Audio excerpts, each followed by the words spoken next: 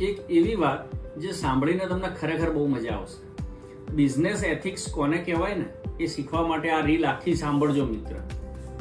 Ratan Tata 2012માં Tata સ્ટીલમાંથી chairman તરીકે step down કરી લીધેલું.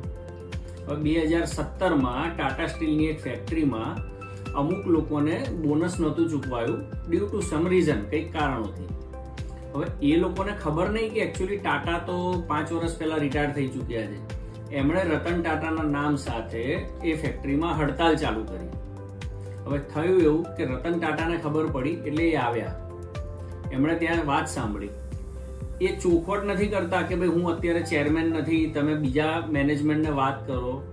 રતન ટાટા પોતે ત્યાં બેસી અને એમના વતી હડતાલ કરવા લાગ્યા અને એ મેનેજમેન્ટ સામે પોતાનો પક્ષ મૂકવા લાગ્યા કે ભાઈ આ કર્મચારીઓને બોનસ મળવું જ જોઈએ.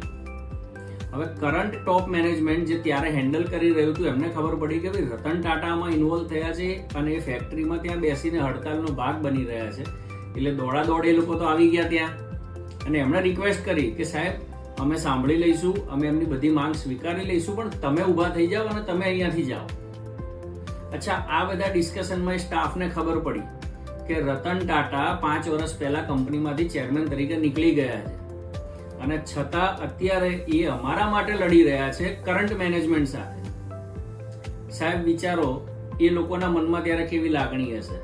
અને એમણે પોતાનું બોનસ જતું કર્યું માત્ર એટલા માટે થઈને કે ભાઈ રતન ટાટા અમારો પક્ષ લઈ રહ્યા છે અને અમારા વતી બોલી રહ્યા છે. અને સામે રતન ટાટાનું માન રાખવા માટે ટાટા ગ્રુપે એમનું બોનસ આપી દીધું. સાહેબ, આવા બિઝનેસ એથિક્સ જે દેશમાં ચાલતા હોય ને એ કંપનીઓ વર્લ્ડ ઉપર રાજ કરવા માટે જ બનતી હોય છે. અને આવી જ અવનવી વાતો માટે હંમેશા અમારી સાથે જોડાયેલા રહેજો. બાપા સીતારામ.